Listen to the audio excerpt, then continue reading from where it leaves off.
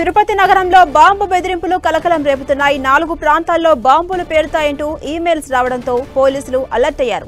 తమిళనాడు పోలీసులకు వచ్చిన బాంబు బెదిరింపు మెయిల్స్ లో తిరుపతి పేరు ప్రస్తావన రావడంతో తిరుపతిలో కూడా పలు చోట్ల బాంబు స్క్వాడ్ తనిఖీలు చేపట్టింది. తిరుపతి బస్టాండ్, ఆలయాల్లో తనిఖీలు చేస్తున్నారు అధికారులు.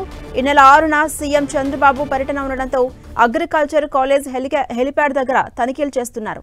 ఇక శ్రీనివాసం, విష్ణు నివాసం, కపిలతీర్థం ఆలయం, గోవిందరాజస్వామి ఆలయ ప్రాంతాల్లో కూడా బాంబు స్క్వాడ్ తో తనిఖీలు చేస్తున్నారు. ఇక అప్డేట్స్ మా ప్రతినిధి మురళి అందిస్తారు. మురళి, మనం చూస్తున్నాం తిరుపతిలో బాంబు బెదిరింపు మెయిల్స్ రావడంతో కలకలం రేపుతోంది. దేశవ్యాప్తంగా కూడా కొంతకాలంగా బాంబు బెదిరింపులు అనేవి వస్తూ ఉన్నాయి. ఎవరు తెలియని, గుర్తు తెలియని వ్యక్తులు ఇలా ఎందుకు జరుగుతోంది? తిరుపతిలో ఉన్నటువంటి పరిస్థితి ఏంటి? మనకు తెలుసు, తిరుపతి లాంటి ఒక సెన్సిటివ్ ప్లేస్ ఇది. ఇక్కడ ఏ చిన్న సమస్య వచ్చినా కూడా ఒక్కసారిగా దేశం అంతా కూడా ఉలిక్కిపడే పరిస్థితి ఉంటుంది. ఈ నేపథ్యంలో నిన్న అర్ధరాత్రి దాటిన తర్వాత సరిగ్గా 1 గంట ప్రాంతంలో తమిళనాడుకు చెందిన తిరువళ్ళూరు ఎస్పీ కార్యాలయానికి ఒక అజ్ఞాత వ్యక్తి నుంచి మెయిల్ వచ్చింది.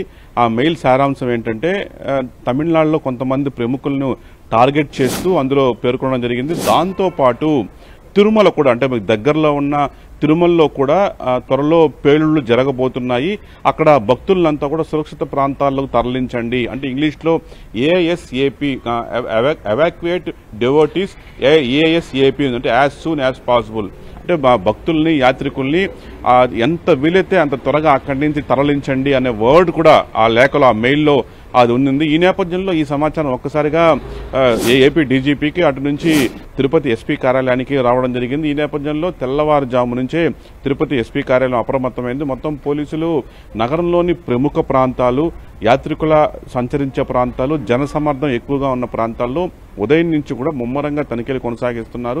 ప్రత్యేకించి అలిపిరి నుంచి బస్టాండ్ వరకు, రైల్వే స్టేషను, నగరంలోని శ్రీనివాసం యాత్రికుల వసతి సముదాయం, అట్లాగే విష్ణు నివాసం, ఇంకా బస్టాండ్ పరిసరాలు, రైల్వే స్టేషన్, దాదాపు అన్ని చోట్ల కూడా ఉదయం నుంచి కూడా ప్రత్యేక పోలీస్ జాగిరాలతో, అట్లాగే బాంబు డిస్పోజల్ స్క్వాడ్తో తనిఖీలు కొనసాగిస్తున్నారు. అయితే ఈ మెయిల్ ఒక కేవలం ఫేక్ మెయిలేనా, లేక దీన్ని ఏదైనా సీరియస్గా తీసుకోవాలా అనేది మాత్రం ఇంకా పోలీసులు ఒక టెన్షన్ నెలకొని ఉంది. ఏదేమైనా సరే మెయిల్ వచ్చిన నేపథ్యంలో పోలీస్ శాఖ మాత్రం ఒక్కసారిగా అప్రమత్తమైంది. నగరంలో అనేక చోట్ల కూడా ప్రస్తుతం తనిఖీలు కొనసాగుతున్నాయి. ఇప్పటి వరకు కూడా ఎక్కడ కూడా ఎట్లాంటి అనుమానిత పదార్థాలు కానీ, అనుమానిత వ్యక్తులు కానీ ఎక్కడ కూడా తారసపడలేదు.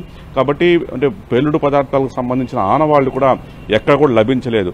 ఈ సాయంత్రం వరకు కూడా ఈ తనిఖీలు అనేక చోట్ల కొనసాగిస్తామని చెప్పి పోలీస్ శాఖ అయితే చెప్తూ ఉన్నారు. అయితే ఆ మెయిల్ ఎక్కడి నుంచి వచ్చింది ఏంటి అన్నది ఇటు తమిళనాడు పోలీసులు, ఏపీ పోలీసులు సంయుక్తంగా దాని మీద దర్యాప్తు కొనసాగిస్తూ ఉన్నారు. నిన్న మనం చూసాం, నిన్న అర్ధరాత్రి కూడా ప్రత్యేకించి తమిళనాడు సీఎం స్టాలిన్కు, అట్లాగే తమిళనాడు బీజేపీ కార్యాలయానికి, అట్లాగే గవర్నర్ బంగ్లాకు, నటి త్రిష ఇంటికి కూడా ఇదే తరహాలో అజ్ఞాత వ్యక్తి నుంచి ఫోన్ కాల్స్ వెళ్లాయి.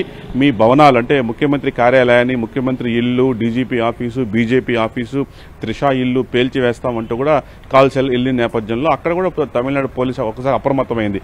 అయితే ఆ కాల్స్ అంతా కూడా ఒకటి తర్వాత ఒకటి వరుసగా వచ్చినట్టుగా తెలుస్తోంది.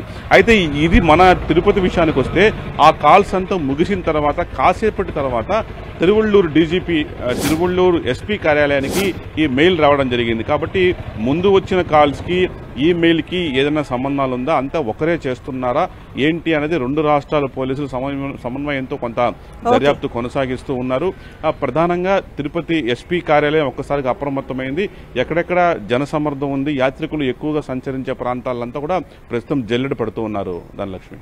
Right, thank you Murali.